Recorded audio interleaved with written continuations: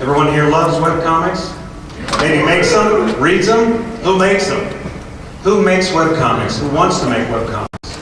This is talking about expectations of webcomics, the realities of making webcomics. Why do you want to make webcomics? What are your goals? And what are the opportunities out there? We kind of have a panel here of 4 of us at varying degrees of webcomics, basically, and with different experiences and different desires, different wants, and yet I think we all want the same outcome, really. You want to be read. First of all, you want people to read your webcomic. You want the freedom to make your comic the way you want to make it, anything you want, about any subject matter you want, and honestly, you want to get paid to do it. Who doesn't want to sit home in their underwear making a webcomic? Seriously, can anyone raise their hand? You really? You don't want to sit home, or you do? Because I do. I mean, I go to work, I go to a day job in my underwear, and that's not very socially acceptable. But I would prefer to do it at home. But anyway, each of us are going to introduce ourselves and who we are and what we do, just so you'll kind of get to know who we are a little bit. And that will also help explain where we are in webcomics and what we want in our desires and goals in relation as well. So I'm going to start it off. But before we do that, first of all, let me introduce everyone, and then Byron has a couple of giveaways for everybody to stick around. My name is David Reddick. I'll tell you all about myself in just a moment. We've got Steve Ogden, G. Pike, Byron Wilkins over there. Baby guys. So say hello to the gang. And Byron, did you want me to tell them what your giveaways are? I'll do it right now. All right, you do it. I have 2 copies of Thank the Studio, 5 to give away today. A sweet program. I love it. I love it. I highly recommend it. At the end of I'll have a little quiz for you. And who answers the questions right gets a copy. So listen. It's like school. It is kind of like school, but way cooler, Yes. without any actual learning.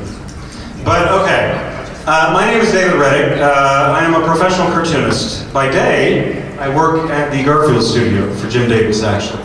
And woo! Anybody like Garfield out there? That's what I do. I run the Garfield Facebook, which is approaching 17 million fans, very exciting. All the social media, all digital stuff, all apps, which is a growing program for us. I take care of all of that stuff. So if it's digital, my mitts are dipped into it. So that's what I do out of the Garfield studio. And yes, Jim Davis is still alive, and I see him every single day. That's going to be a question. Trust me. Didn't he draw Snoopy? No! Anyway. So, that's what I do by day, and in the meantime, I have dipped my hands into many webcomics, and at the level that I have dipped it into, it has been typically for companies that have hired me to create webcomics, and/or I've created my own, which I have a few things. Oh look, there's a fancy picture of me, which is used by King Feature Syndicate, which I will get to as well. David Reddick, Intelligent Life, with one of my favorite Godzilla drawings I've ever done in the background. Anyway. I worked for a daily newspaper for about 6 years doing editorial cartoons, which I absolutely could not stand because I'm not political at all. But I also did single panel cartoons that ran on the front page and were syndicated nationwide through Scripps Howard News Service and Artisan Syndicate, which is in Canada. That is one of them. That was one of my editorial cartoons. I actually loved Bill Clinton, but I couldn't help but draw a comparison when he was caught in the Monica Lewinsky thing. And I saw the comparisons because he was impeached, essentially, but was left in office, thankfully. But, I'll try not to get political. But anyway, I won a couple of awards for that cartoon. I always did kind of like that cartoon. But anyway, this was my first foray into being paid to make comics outside of working for the newspaper. This was a comic strip called Balloonatics that was actually based on a animated property from a company in California that hired me as part of their pitch. And I got a little taste for it because they put some of them online. And this was basically about a group of teenagers who accidentally became balloons. And this is one of the samples because balloons, if you rub them on stuff, they stick to things, and that's what that's about. So I got a taste for webcomics starting here a very, very long time ago. Actually, that was, I think, 2006, which was not my first taste of webcomics.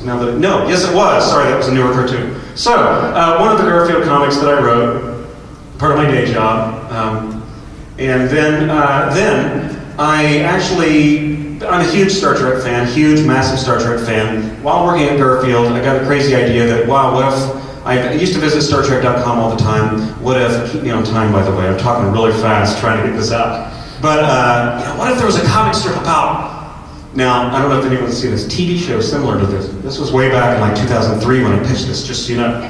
What would happen if a couple of geeks and a cute blonde all like were together, were friends, and really geeked out over stuff, and talked about it, and the blonde never really got it. So I created a comic strip called The Trek Life, and I pitched it to StarTrek.com, and at the time, Paramount Pictures, and that was quite a process. That was my real taste of webcomics on a different level, not really putting it out on your own, but approaching a company and wanting to do something like that, which seems to be the track I have taken in most of my webcomics. Anyway, after about 2 months of hearing nothing, and I just assumed it went nowhere, I actually got an email back and someone said, "We really like that idea. Can you send us some more?" And so I sent them some more, and The Trek Life was born, and I did The Trek Life, a webcomic about geeks who specifically talk about Star Trek and geek out over it. I did that for about 3 years for StarTrek.com.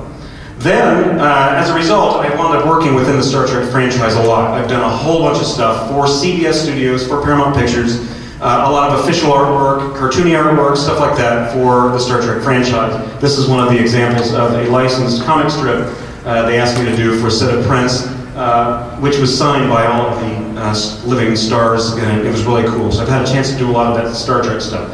Then Rod Roddenberry, the son of Gene Roddenberry, creator of Star Trek, like The Trek Life, asked me to do not one but 2 webcomics for Roddenberry.com. This is one of them, Rod and Barry, get it? About 2 aliens who basically, they're sent to Earth to annihilate the Earth, but they get hooked on geek TV and geek culture, and they can't bring themselves to destroy it, so they stave off the destruction by geeking out over stuff. Lots of geek stuff in my own past.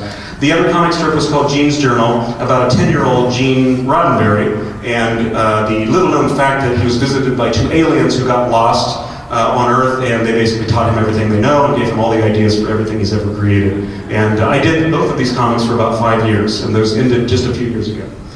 Then I created my own webcomic called Legend of Bill, a fantasy webcomic about a bumbling barbarian. No, not Gru, not Dave the Barbarian, Legend of Bill. Anyway, basically just a bumbling barbarian. I'm a huge sci-fi nut, but I've never delved enough into fantasy, and this was my way of teaching myself more about fantasy and wanting to immerse myself in that world. It was sort of like playing D&D with myself in some kind of way. And so you've got your bumbling barbarian Bill and his dragon, little dragon Frank. And Legend of Bill, at its height in 2009, reached about 2 million page views a month, so it was really pulling quite a bit of traffic. I since have a few other cartoonists who actually work on Legend of Bill, plus 2 spin-offs on legendofbill.com for me while I work on my syndicated comic strip, which is Intelligent Life. Intelligent Life it started out as a webcomic idea. It's another webcomic I wanted to do on my own, but I decided to pitch it to King Feature Syndicate. And King Feature Syndicate being one of the largest syndicates in the world that syndicates comic strips to newspapers.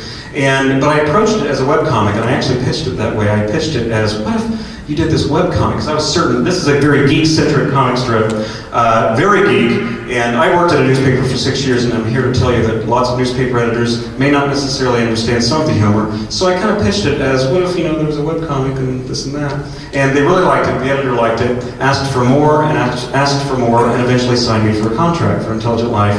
And it is now distributed to newspapers nationwide, and actually one in the Caribbean now. Very happy about that. But it's also, they let me approach Intelligent Life online the way I want to. So I treat it online as a webcomic. And when I look at it, when I write it, when I draw it, this and that, I really do approach it with a webcomic feel, webcomic eye, because that's where I come from mostly. And that's what I really want to do, and King Features really likes that. And it's starting to resonate in newspapers, actually, some of the geek humor. So it centers around Carl, there with the black hair. You've got Gwen, Barry, and Mike, which... Barry is there with the #1 fan. He's the sports nut. Gwen is a geek girl, but she doesn't overdo it too much. She's kind of in between, but she's definitely a geek girl, loves Wonder Woman. Skip, he's a big geek, and then you've got Mike right in the middle. He's the one at the laptop, super mega geek. And these are all basically facets of myself in many ways, or some of my friends. And so King Features has really let me go crazy with that premise. So anyway, that's a little bit about myself. I want everyone else to introduce themselves, and then I'm going to kind of pipe in every now and then as we discuss webcomics and setting goals, what we want out of them, and this and that. So, next up, Steve Ogden. Thanks, Dave. Everyone hear me? Okay. Okay, so that's me. Like any good comic book character, I lead a double life. By day, I am a mild-mannered user interface designer for Firaxis games. But by night, I'm trying to scratch this comics itch that I've had for a really long time. When I was 15, I wanted to work for Marvel Comics. And so I started sending pages in. You know, you do this page test. And I know you're thinking, why didn't they hire me on this piece of comic book perfection? The path I was following was send them in, get rejected, send, work on it, send another one in, get rejected, and so on. Just a cycle for 5 years, and I think 10 different submissions and so on. Eventually, at the end of the 10 years, I was doing pages more of this quality, and while this still isn't, Jim Lee or anything, I thought it was probably adequate, and Marvel disagreed. So at the end of 5 years, I was still getting rejected. So then I went to plan B, which was, hey, why not I intern for you? I can work for free. I'll come in and make coffee and sweep the floor, and you don't have to pay me. And they were like, no, thanks. So that was the end of my Marvel career, such as it was. But I believe in hard work, and I believe in perseverance, but I also believe that you should read the road. And believe me, if someone's telling you they don't want you to sweep the floor for free, time to be done. The next thing I did, I tried to develop some comics I wanted to get syndicated. I was a huge Calvin and Hobbes fan, so I did dozens of comics and submitted to dozens of syndicates and got dozens of rejections over the course of 10 years, and really didn't get much out of any of it. There's nothing here that I felt like I wanted to show you, even though I showed you that embarrassing piece of comic nonsense. This is Croker's Gourds. This is the one good thing I think that came out of it. And I really like this one, and so did an editor of one of the syndicates who wrote me a note, the only note I got out of this entire 10 years, who said, we like Croker's Gorge, but not for us. But what we would like you to do, maybe feel free to send something else in. Well, after 5 years of getting rejected at Marvel and 10 years of getting rejected by every syndicate I approached, I didn't have a lot of gas left in the tank, and I just I guess I let that opportunity go. And it's a shame. I wish I could go back and give myself an extra shot of adrenaline to get through that, because I think it could have been good. I was so focused on, he's going to fix it retroactively. I was so focused on getting syndicated that I didn't realize the door was open just a little bit. I'd have to push a little and just go through, but I didn't do it. And so, next life I will definitely do that. Next thing I worked on was Moontown. This was a graphic novel that I worked on. I can say that I did put Croker's Gorge online as a webcomic, and it did pick up a fair audience. Nothing like what Dave had, but a fair audience. Moontown got an even bigger audience. Thousands of people per month looking at it, which I thought was a pretty big deal for me. I enjoyed doing it. People seemed to enjoy reading it. I enjoyed writing it. And then this happened. I had planned to do 4 floppies, 50 pages each, at the end of 4 years, I'd pack that up in a 200-page graphic novel and sell that. And I thought this would be great. 50 pages in, it was a good place to stop. There's a nice little natural cliffhanger. First chapter, I'd sell it. And out of the thousands of people who loved Moontown, only 100 people bought the book. And most of them were friends and family and coworkers. And that was very disappointing for me. And I kind of felt like, well, number one, people vote with their money. People will drop $5 on a cup of coffee and not blink, but this was $4.99 and I couldn't get them to buy it. These people that loved Moontown. And the other thing, this kind of goes with that whole kind of reading the road thing. When you're doing something creative, you're kind of outrunning self-doubt the whole time. And when you put something out there for sale and you take a moment to stop and sell it and it doesn't sell, all that self-doubt crashes back down on you. And it's very easy to think, well, it wasn't drawn well enough, it wasn't written well enough, it just people don't like it for whatever reason. So your brain jumps to those conclusions. This is an example of how you take something really great and throw it away, because I decided I'm not going to work in this anymore. So I will probably come back to this in a couple of months. I have to work up the nerve to get back into it. But that's yeah, you know, Adrenaline use. So this is the devil on my shoulder, Dave, who makes me do things for him. This is This is a panel of Legend of Bill that Dave didn't draw. He asked me to work on it for a while when he was finishing up his work on Intelligent Life. And so I would write it with them and pencil it and get letter it and then send it off to Don Kuhn, who I think did a great job coloring it. But halfway through my tenure on Legend of Bill, I started to think, well, if David could get syndicated, why can't I get syndicated? And he said, well, you know, the syndicates pretty much only pick up one comic a year, maybe one every 2 years, so it's kind of hard. And I said, but you're that 1 in a million needle in the haystack, why can't I do it too? So I started developing a comic called Dr. Magnifico, which is about this artist who pretends to be a superhero and imagines his cats are talking to him, and I thought it was funny. And they were going to, kind of like what David was doing with his strip, they were going to get into all kinds of geeky humor and stuff like that. And I put it online as a webcomic, and I got 36 comics in, and took the best 24 and sent them into a bunch of syndicates, and once again, I didn't hear back from anybody. So at this point, I've had kind of a whole lifetime of putting art out there and having other people judge its worth and finding it not worthy, and then me not knowing why. And at this point, you have to kind of do some self-evaluation. What is the story? What is happening here? And I started to think, you know, I don't think it's that I'm not drawing well enough, because I think I'm not the greatest artist, but I don't think I'm bad anymore. It's not that the writing is bad. I think it's a harder muscle to exercise, and it's to entertain people. And I thought, we have the good tool for this. With a webcomic, I used to be a musician. I played music live. And when you play music live, the audience responds to you. That's webcomics. Really, it really is. Yeah. It's live music. It's live music. Yeah. It really is. And the audience responds. That's right. And so you play a song they like, people are up, they're dancing. If you play a song they don't like, they're sitting down. They're not. Oh yeah, you feel it. So same thing with the webcomic. So, and we have analytics. You can actually dig in and see if you have enough comics. Yeah, we all obsessively look at our Google Analytics. Absolutely. Who loves me today? What? Well, it starts to develop a pattern. And so you can kind of see which are the popular strips and which are not the popular strips. And just like playing music live, if you don't respond to that, you're kind of a monkey. You're not, you know, you want people to enjoy themselves. You want to entertain themselves. This is an example of a strip that didn't do very well. This was centered on our doctor, Dr. Magnifico, the artist who was not a doctor. It's a very confusing strip, which is why it didn't do very well. The strips that were popular, go figure, the ones featuring cats, right? Cats on the internet. I'm the only guy that didn't figure this out. The difference was... Cats and bacon, man. the difference was thousands. Like 100 views for the one about the guy, and thousands for the cats, and others like it. And even my wife is like, I don't like the ones featuring the guy. Yeah, the guy loosely based on me. Yeah. Like you hear. But love. Don't read it. Don't pull on that particular thread. Yeah. So I went back in and I reworked the strip. It's no longer Dr. Magnifico. It's now called Magnificats. It's much more cat-centric. This is the same joke done 2 different ways. One way, it's the guy who's the center of the joke. The other way, it's one of the cats. To me, it's still funny. It still does the same thing, but I think it entertains people a lot more. And what do you know? Magnificats is a lot more popular than Dr. Magnifico was. I need to be hit on the head. I need to be hit on the head to get this stuff. So the lesson for me is work hard, be persistent, but pay attention to the road and use the webcomic to help you, like playing live music. Anyway, that's me. Next is Byron. Oh boy. Can I use this?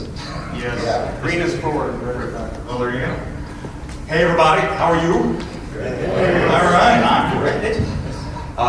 In 2007, when I turned 50, so I'm probably older than your grandparents, I decided to come back to drawing. I spent 25 years producing video, which is why I was back there running around with the camera. It didn't work. But anyway, it's typical video. And I said, hey, I don't want to shut cameras around anymore. I want to do some other stuff. And I thought, what can I do? And I thought, I originally wanted to be a cartoonist. And back when I went to school in the mid-70s, it was either working for comic books or you worked for comics, for newspapers. And today, that's pretty hard to do. And I thought, so I went on the web and said, where are people drawing today? And I stumbled upon webcomics. And I actually stumbled upon Girls with Slingshots by Danielle Corsetto. I think she was in her second year. And I looked at this and I went, wow, she's doing, there's curse words, it's like, she's talking about sex, she's doing all these things, and I'm like, this is great. So I decided I'm going to come back and do comics. So let me see here. So I started 1977, a rock and roll comic. 1977 is the year I took off of college. My sophomore year, became a bum. And I played bass in, that's right. I played bass, which is what Lorraine is sitting on there as my bass. And I was an absolute failure because in 1977, disco took over and no one wanted rock bands. So I hate the Bee Gees. Absolutely, because overnight everybody went, we're not hiring bands, we're hiring a DJ. And it's like, well, they're my rock and roll career.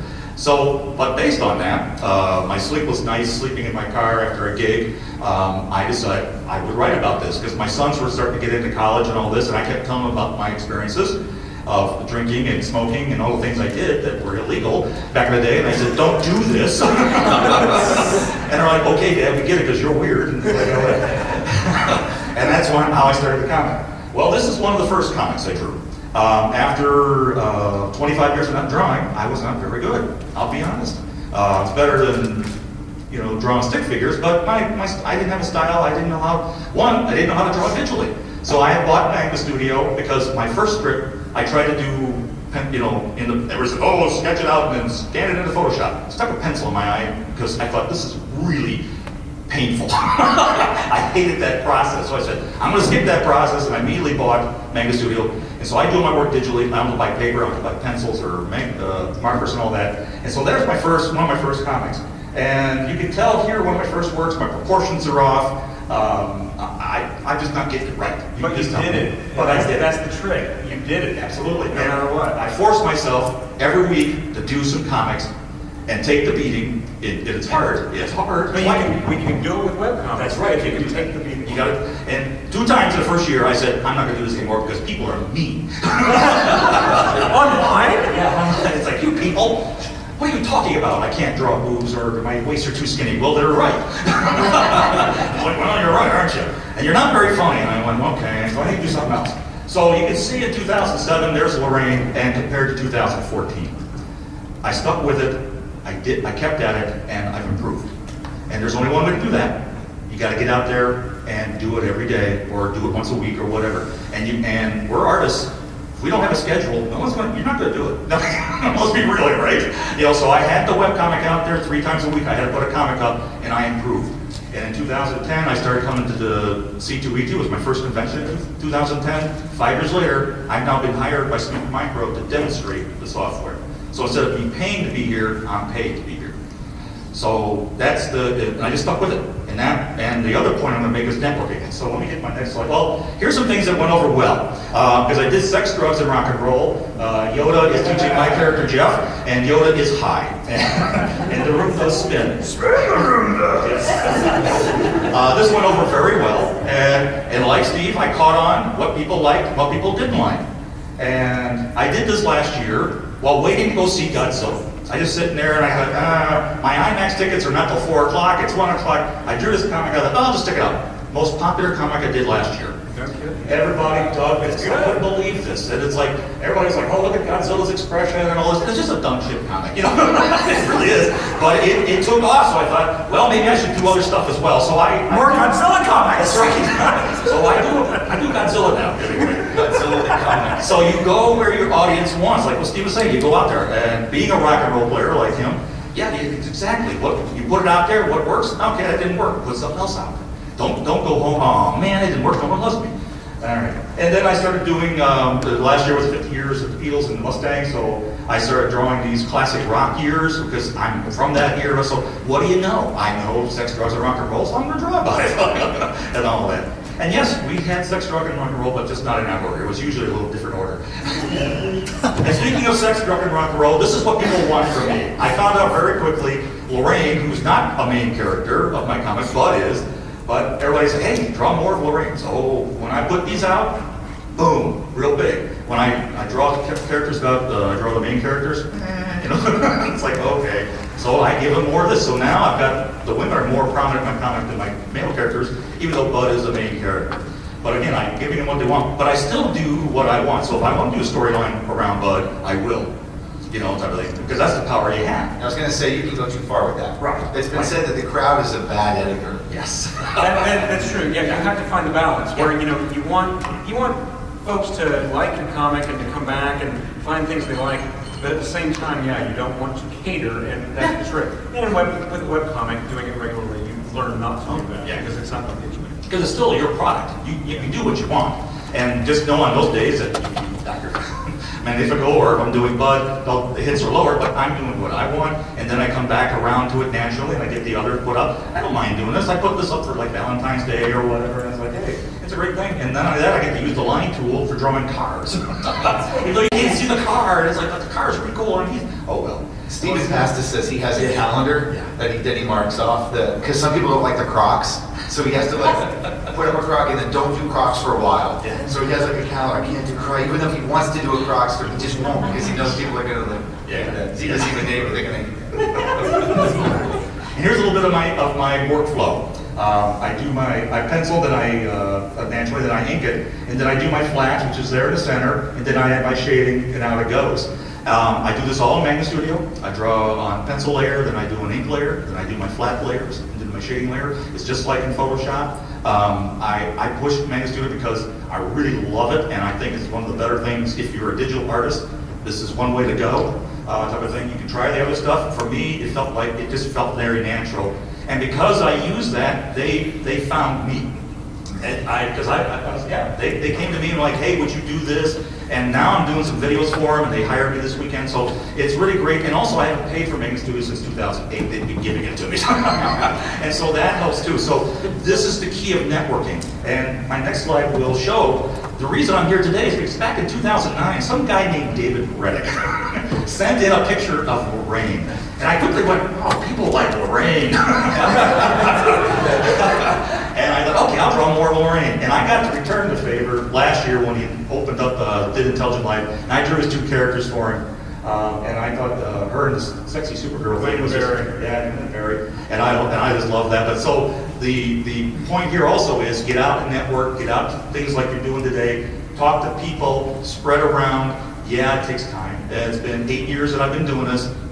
After 8 years, I'm here, and I'm not making a huge living off of this yet, but this is pretty much what I do every day. I sit home in my underwear with no webcams. That's right, visual. That's right. And it's a long walk from my bedroom to my studio. It's like right there. That's great. And I do it all day. I know. I'm sorry, but and because it's cheaper for me to stay home and watch the kids than it is to go to work. I think that's it. Yep. And all right. There you go. Any more questions real quick, or? No, okay. We will definitely be opening up to some questions after we're all done as well, just so you know. Go for it. I am G. Pike, and I may look awfully young, but I've actually been drawing webcomics for 15 years. As of today, this is actually the 15th. Cool. You've been doing it longer than all of us. I know, right? I'm also younger than all of you. Whoa! Hey now, I don't actually know how old Dave is, but I started drawing webcomics when I was 15. The year was 2000. You can see some samples from my very first webcomic. Actually, the black and white strip on the upper right-hand corner is my very first strip from a comic called Untitled, which was, yes, it was furry. But as you can see, my art really progressed over the next 7 years, which I drew this comic. And it started out really as like kind of a lot modeled after syndicated newspaper comics, because that was what I read growing up. But over time, it became more and more advanced, and there was a story, and there was a plot, and a lot of things happened. And you can see some of the final artwork down there in the bottom corner, and you can see it's a lot better. I started, my grasp of technology was very weak when I started drawing it. I was drawing on like copy paper with a ballpoint pen when I drew those first pages, and my grandma had a scanner and an internet connection, and that was how I put my comics up for the first several years. That's awesome. I mean, it can be done. It can be done anyway. And the thing is that when I was that age, basically webcomics had just become a thing, sort of, and I was reading stuff like Sluggy Freelance. Maybe you've heard of it. And somebody, one of my friends on a Redwall fan fiction board made a little comic strip, and I'm like, hey, I want to try doing that too, because I've been reading like comic strips since I was a little kid. Those were the first things like I ever read, like Garfield and Peanuts.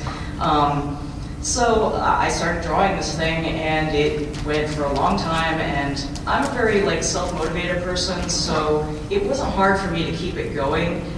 But figuring out how to end a story that I hadn't written out ahead of time was a little tricky. So I was one of made those missteps, but I didn't give up on my comic.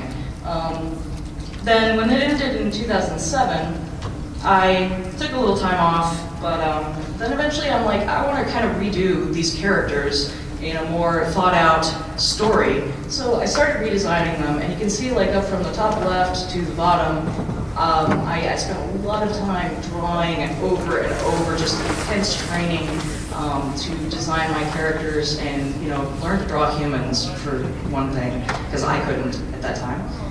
This is from like 2010, that first one, I think, or somewhere around there. And so, you know, I redesigned my characters, and I started over this comic. Oh, I did also study how to draw backgrounds for once, because that was always something I was really weak with. You can actually see a process here where I designed this school in the mountains, which was really inspired by some of my traveling. Who enjoys drawing backgrounds? Come on. I do now, because I work on it so much. Wow. I hate backgrounds. I hate drawing cars, just so you know. I do too. I suck at cars. Anyway, Buildings are also really hard, but that's why I practice so much. I would actually do like exercises of drawing things to a theme or a color scheme, or just draw a picture a day. Just so much training went into it. Finally, on this previous page? Oh, yeah. That right there, is that a CG model, or did you? Oh, yeah, that's one I did in SketchUp, actually. SketchUp, I find a little too difficult to use to be practical, but a lot of people do use it as a tool for designing like buildings and stuff in webcomics. It's really useful, and so yeah, that's something else you can do. I also work a lot from photographs, as you can tell. But you just process sketch to finished, and this is the most fun stuff to see, isn't it? The process stuff, the sketches. I mean, I would looking at someone's sketchbook is the coolest thing about any comic. So, title unrelated, it's my current comic. It's been running since 2011, and it is a slice of life, fantasy, sci-fi, adventure, what's it about? A family of queer characters who travel to another universe to look for their missing sister.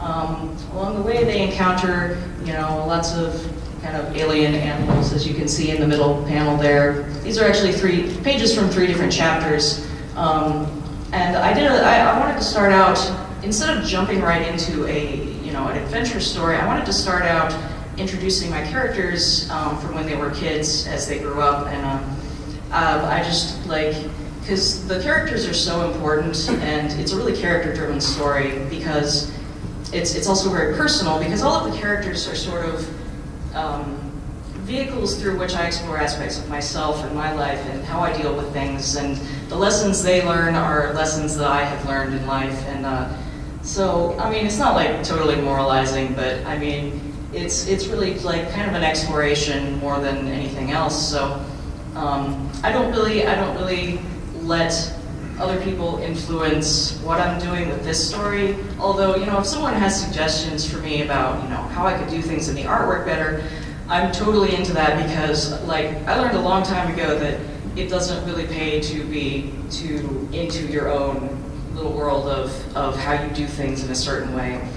But, you know, when I started, I didn't believe that I could ever be, like, published. I didn't believe that was a thing that could ever happen to me. So I've never pitched or submitted things to any publishers, ever. Not even once. So, like, I came at doing this all on my own, just for my own enjoyment, but the goal was always that I wanted to finish a project, and I wanted other people to read and enjoy it and share my experiences. And so that was just like, and having a sense of purpose to what I was doing, feeling like what I'm doing is making some kind of difference to people, which happened with Untitled. A lot of people people told me that Untitled, really the characters really touched them and whatever, for as kind of weird as it was. And hopefully Title Unrelated will be that way too, because hopefully people can see these, slightly more diverse characters, and that I am someone who, started as a teenager, with nothing, and I didn't even go to art school or anything. I'm self-taught, so yeah, and you totally can do it that way, and that's partially to thank. We have, the new technology with webcomics, especially, that now we can be published. We have so many more voices that would have previously been kind of shut out of the industry, now can be heard and seen and enjoyed by everyone, and we can contribute our stories to the world of comics. And that's just like really important, because just being able to self-publish and get that stuff out there, and it's not even like expensive to do, A lot of webcomics people do it totally in their spare time. I myself am also, I'm one of those people who, it is my full-time job, so I'm in my underwear in the living room doing my stuff, but that's mainly, I have to thank this young man down here dressed as Captain Gordon, because we're married and he supports me. And having someone to support you is, I'm so lucky for that. And to have people, and even not just him, but all of my friends throughout the years, networking, again, like the friends I've made in the past year or so in webcomics community have been so great. So many, it's a really great community. Even, from the older types down to the young kids who are half my age, who are doing this and just starting. Older types. Hey! I'm not judging here.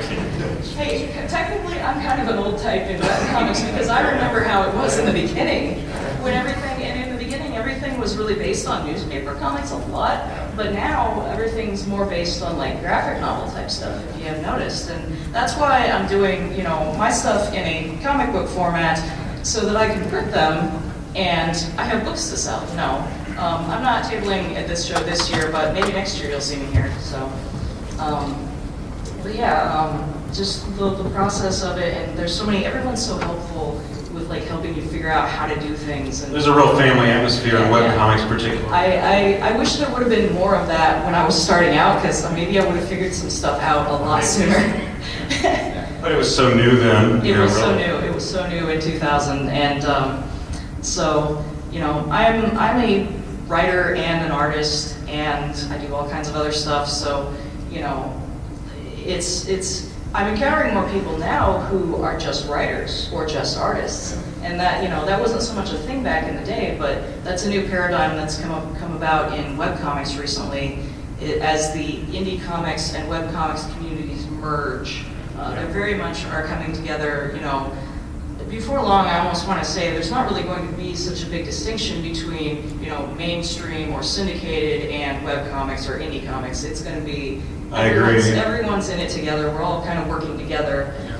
And a lot of people that started out doing webcomics are now doing mainstream comic books. They're working for Cartoon Network. I've watched people in the last 5 years go from just being a kid drawing doodles to being, storyboards for Cartoon Network or something. Yeah. So that's really cool to watch. And me, myself, last year was the first year I ever really took my career as an artist seriously. And I jumped in with both feet and started doing conventions and started networking with people on Twitter. Twitter is where the action is really these days for webcomics. There are some other forums, but Twitter is kind of where everybody hangs out and talks to each other a lot. We get to see your rabbit. Yeah, I post a lot of pictures of my rabbit. Yeah, so it's really cool just the community and being able to talk to people, and I got this opportunity to be here today because of a friend, Lee Sharolis, who I met in Indianapolis. He helps run a webcomics group, yeah. Yeah, down in Indy, and we meet monthly and hang out and draw and talk about stuff, and we share goals and tips on how to do stuff. And he brought this up that they were doing this panel, and he's like, I can't be there. Does anybody else want to go? And so I'm like, hey, I like doing panels. I like talking about webcomics. Sure, I'll do it. So that's how I ended up here, just from talking to people and making friends. And you know, it's important when we talk about like networking. It's not just promoting your stuff to other people. Because if all we do is sit there and like pitch our comics to each other, nothing gets done. The thing is that we're making friends and relationships and helping each other, not just using each other. So we say networking, but we actually mean making buddies. So. Good point. Very good. Yeah. You know, something I think everyone should take note. Note how it doesn't really matter what age you are or at what point you sort of entered into webcomics and, you know, how good or bad you were, what direction you took, whether it was completely on your own, with no real help, or it was a company hiring you to do something. The thing is doing it. You know, I mean, Byron's a great example, G's a great example, Steve's a great example of just doing it. Just jump in, you know, whatever, damn the torpedoes, and just jump in, you know what I'm saying? And doing it. And self-motivation is a huge part of webcomics. That is a huge part of webcomics. Seriously, the self-motivation to do it when, for a while, potentially, you might have like 5 people reading your comic, you know, or visiting you. And the motivation to just keep doing it and to get better. And you also want to ask yourself, what's my goal here? You know, is my goal simply to make the best comic I can, to get better, to be read, to have people engage with my world, or do I, you know, want something more than that or whatever? Asking yourself what your goal is. I really do think in the beginning of a webcomic, one really should just want to do it because they just want to do it. You know what I'm saying? I want to make a comic. I'm not trying to, this isn't a stepping stone to this. I just want to do it because I have to, you know? In my case, I create things because I can't not create things. Exactly. Stopping is not an option for me, as you can see, because I have the dedication to draw a webcomic for 7 years with just purely on my own motivation. So, and you know, I've been drawing title unrelated here for about 4 years, and it's about halfway through, so. Well, exactly. I've talked to Howard Taylor of Schlock Mercenary. Anyone read Schlock Mercenary? I love that comic strip. Anyway, you know, I remember talking to him, and he said for the first 5 years, that comic's been out for more than 10 years now. For the first 5 years, you know, readership wasn't really very high. He felt that his art and writing wasn't all that great. I disagree, but it has gotten better and better. But, you know, he wasn't really making much income on it at all, if anything. It was very slow going, but he just kept doing it. He wanted to do it. And you know what? He was able to quit his day job and make it a full-time business just because he just kept at it. He kept doing it. When people said, you know, it should be this or that, or it's not drawn well enough, or even if he didn't think that, he just kept doing it. And that's a lot of the key, the self-motivation to just want to do it because you just have to. You have stuff you want to tell, and you know, a lot of it is telling all your friends about it in the beginning and just hoping they read it and just kind of taking it from there. And so, you know. This stuff comes from an idea, right? You have this idea. I want to tell, you know, think about a barbarian, a bumbling barbarian. A stupid barbarian and a little cute dragon, exactly. And I have no idea what I'm going to do with it, but I just really want to do this, so I'm just going to do it. Right. I have no idea if anyone's going to read it. I already know the grooves out there or whatever, you know, but I just really want to do this. And you just kind of do it. And I mean, Legend of Bill, when I started doing that, there wasn't much of a readership. I mean, it was very slow in the beginning, and it took a little while, in spite of the fact that I had done the Star Trek work and some of the other stuff, because a lot of it is just getting people the word of mouth, getting it out there, and a lot of that is the quote-unquote networking, even online. I know something that's helped me a lot. Even now, I'm an obsessive fan art fanboy. I mean, I love drawing my own version of other people's webcomics. I mean, I don't care how big or small they are. I will just do it, just because it's funny. Man, I think I want to draw Sergeant Schlock, you know. And it's funny, I did some sketches of that's hard to say, it's interesting. Sergeant Schlock. I did some sketches of Howard's characters from Schlock Mercenary and actually posted them, I don't remember, on Twitter, on Facebook, something. Howard saw them and he actually put them in his 5th book. And, you know, just the sketches and stuff, just because, you know, we knew each other online and stuff, and I was kind of, you know, geeking out over his creation or whatever. And that's a really good little networking tool, I'll tell you what, because if you all send me fan art for Intelligent Life, I'm going to draw every one of you into my comic strip. That was a joke, okay? No, but seriously. He's not joking. No, I will, because I wield that power. But, yes. But,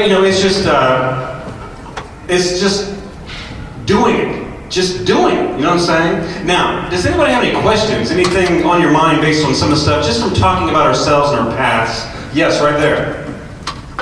I'd just like to get this and see if you all like to share. Like, I'm usually a colorist. Come on up, sure. Everything, when it comes to... We'll laugh at you after you leave. No,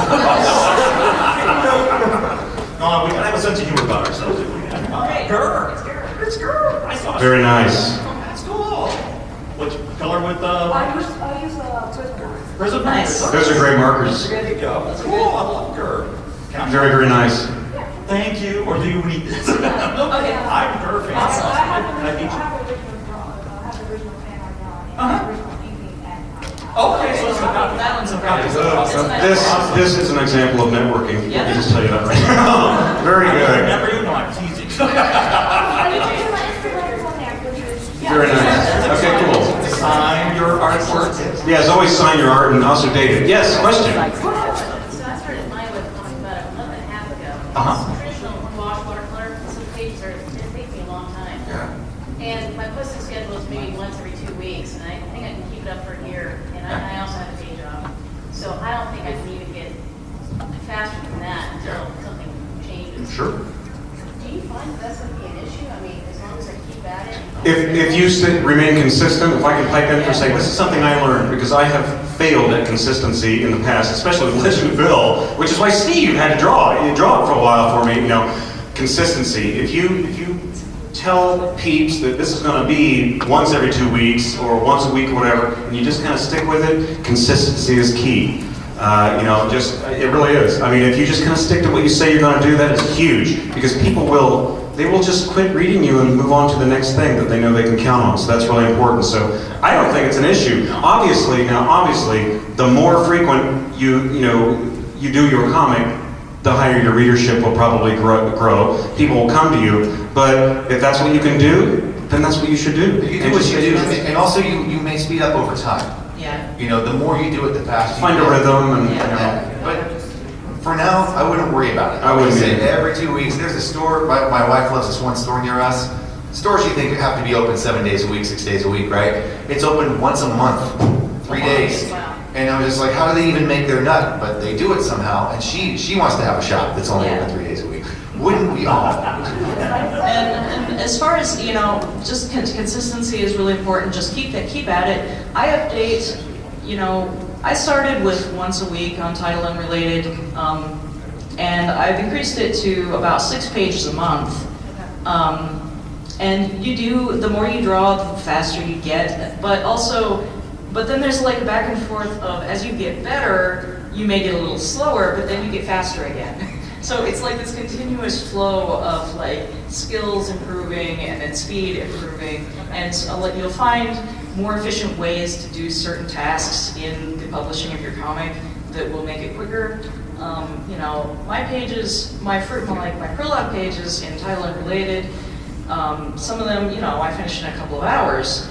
Some of the pages, like in the second book, took me like 16 hours to finish. But it's worth it because it has to be what it is. But there are times where, webcomics especially, you're working for yourself. No one's forcing you to do anything.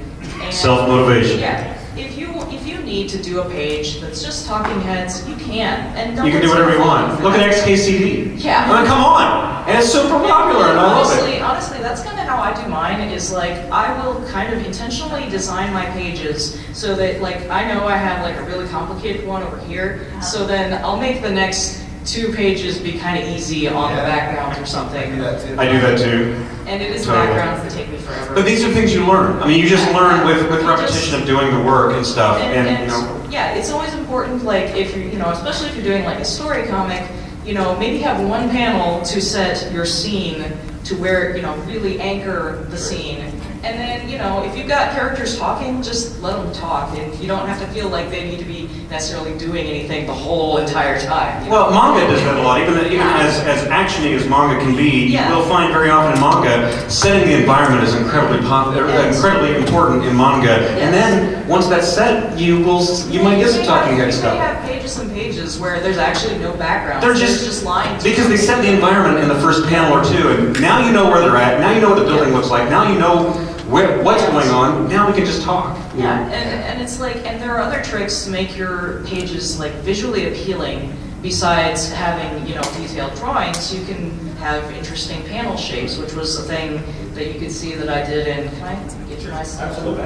Yeah. You can see that I did in Untitled. I got really experimental at some parts with the shapes of the panels. That was a little too experimental, maybe, because sometimes it made it hard to read. Don't make your comic hard to read. Try to go in the right order, but yeah. That was I did have a question about that. 'Cause Yeah. That was a comic, but I got about 150 pages into it. About 2 years ago, I was trying to launch it or get it published. But it also was weird frames and whatnot like that. Did you find that, I mean, I guess you know if readers do that at all, or did it get weird about it? I don't know.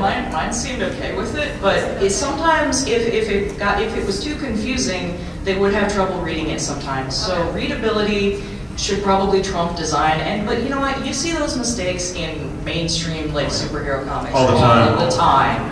Like it's really hard for me to read those books sometimes because. Sometimes they get so crazy with the panels and the flow that it doesn't go in a logical order to my eyes. But webcomic readers are just a little more forgiving because Yeah. it's yours, it's you, you're doing your thing. That's very important. Is ultimately, yeah, we want readers to like our stuff and this and that, but that's the beauty of webcomics is you really know the person doing the webcomic, they're not really catering to me as the reader. They're really just kind of doing what they want to do ultimately. If you want to get crazy with your panels, if I really like your comic and the writing is good, the art is good and it's compelling, I'm going to figure it out. Just, you know, seriously, read Girl Genius. Yeah. One of my favorites. But man, Phil Foglio goes nuts on some of that stuff. I mean, it can sometimes feel, I don't really want to say it's difficult to read, but there's a lot to see. Yeah. But it's so gorgeous and it's so Phil and it's so Girl Genius. I don't know, I will figure this out. I will invest. And webcomic readers will do that. They really want to invest in your comic. Hey, remember, like, one of the most popular webcomic type things is Homestuck. And that is a monster to read, okay? Yeah. Because it's like a bajillion pages, and however, like, you know, usually you'll have a piece of art, and it may be animated or whatever, and you'll have like a long chat log to read, but Andrew does such a great job because he gets so much character development out of such simple. And you want to invest. text. You just do. You want to invest in it. Whatever the price, And you know. that's why it's so popular. I mean, he is actually a good artist, but he's using such simple techniques Yeah. to get like evocative yet really funny stuff out of this, you know, kind of just throwaway art style. You know, Mhm. It's amazing. Any other questions?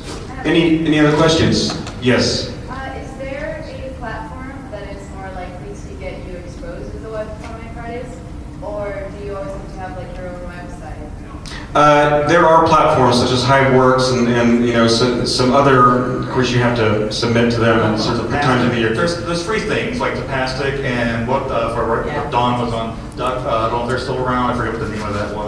My comic is hosted on Smack Jeeves. Smack Jeeves, there you go. I mean, you know, even just using Reddit and some other stuff. Yeah, I bought my own domain name and I can put that on my Smack Jeeves. Yeah. And so my site is not, I did not build my website. All I did was take a template and modify it. Boom, it's there. You can put it on like Top Webcomics or Top webcomics. Honestly, even like sites like DeviantArt, for Yeah. example. I mean, seriously, there's already a massive network built in, and that's a great way to get a lot of back and forth. There are some comics that are hosted on Tumblr. Totally, yes. Tumblr is totally a viable platform for webcomics. People will find you by You accident. just need to have the right like templates so they can navigate your stuff. Yeah, if you have essentially a page where you can display your comic and you can find these built-in networks that already exist, such as Yeah. DeviantArt, Smack Jeeves, Reddit, Tumblr, whatever, that are free. Those are places where people are going to essentially stumble upon your comic. And sometimes it's really smart to do that. You're like going to where people already are. Already are, for that purpose, especially like top webcomics. Yeah. You know, that's a great, And there are also sites like Ink Outbreak that have like a banner Yes, exchange. sure, that's right. You'll put a banner that advertises other comics on your site, and yours will get cycled through as well. exactly. So- Yeah. Question, yes? What advice would you give to people that webcomics that's not really the business side of it, or animator, maybe they just want to be a cartoonist during the day? What advice would you give? Advice we would give to someone who wants to be a multifaceted cartoonist slash artist, webcomics, the business side of things, possibly even animation and whatnot, things like that. I'll let you guys kind of lead the way, especially Byron. Yeah, that's what I do. I'm an illustrator. You know, someone's got a check, I'm there. You know, and so I do a variety of things. You know, it's kind of like, you're going to pay me, I'm there. Is there a poll? Oh my, oh well. And we'll watch. So no, I'm kidding. And seriously, you know, because that's how you, because you're not going to make money on your webcomic. Your webcomic's going to make you money by exposing you to other things. And people say, hey, I want to buy these commissions from you, or hey, can you come out and do demonstrations for us? Can you do this? And that's how you do it. So I would say the more involved you are, the more depth you have, because you can't just do one thing. It's just not fun. It's true, because at shows, comic shows, anime shows, when I sell at my table, I mostly sell like art and buttons and stuff, and sometimes I get to talk about my comics. But yeah, like, but the great thing is you can learn all that stuff. And I'm learning it. I'm learning the business side of things, and you know. And that's the beauty of webcomics. I mean, that's the beauty of doing a comic online, even if you're drawing it on school paper with a pencil and scanning it, seriously. Because honestly, webcomic readers, we are all kind of a certain kind of family where we really want to believe in each other. You know what I'm saying? When I go find a new comic, when I see something that's popped up, even if I look at it and it has a long way to go, I just kind of want to invest in it. I mean, I want it to become Schlock Mercenary. I mean, I want it to be, I don't care if it's rough around the edges and stuff. I want to invest, and I want to see this person really take it. And that's what's happened. That's what happened to Scott Kurtz on PvP. That's what's happened with Howard Taylor on Schlock Mercenary. That's what happened with Danielle Corsetto on Girls with Slingshot. I mean, they started somewhere and just kind of figured it out and grew and started selling books, started selling calendars and this and that, and it just started happening. You know, I mean, think about, if you look back, it will really behoove someone to look back at the history of comics. And I'm going to talk about comic strips, particularly in newspapers. As an example, my day job boss, Jim Davis, creator of Garfield. When he started Garfield, it was not popular.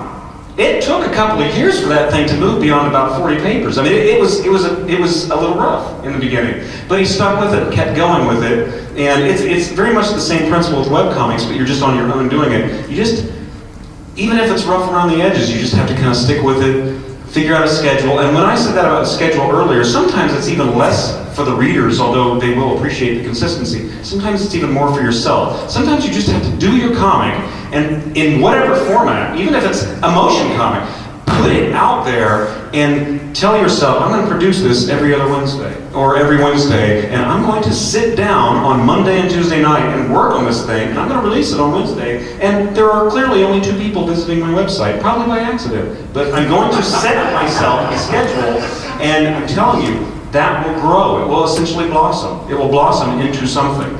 And you know, that's the trick. Are there more questions? Right back there, yes sir. We have 1 minute left. Okay. I know you guys do it individually, and it's more kind of like a solo thing, but for anybody who's looking to do like the writer-artist collaboration, what are some of the pitfalls that you've seen from people who try to do that combination, or what are some of the suggestions you would give to people who want to try to get something like that started? Well, it's very good to know, very often, one of the first thoughts is to know perhaps the other side of the game, you know. If you want to write, if you know an artist, that can be good, but at the same time that can be bad. Those are very interesting collaborations. The advice that I would probably give, honestly, is to be very fluent in, if you're a writer, as an example, know what you want and how you want to do it, and pair yourself with someone who is equally dedicated and can be counted on to produce the work. The most frustrating thing when collaborating with someone is if they just simply cannot come through when you are motivated to do so. So the biggest thing is find someone who is equally devoted, perhaps even to a fault, you know, to some degree. So that's my biggest piece of advice. Thanks for coming out. You guys are awesome. Thank you very much for coming out. Be sure to check out all of our individual comics and enjoy them.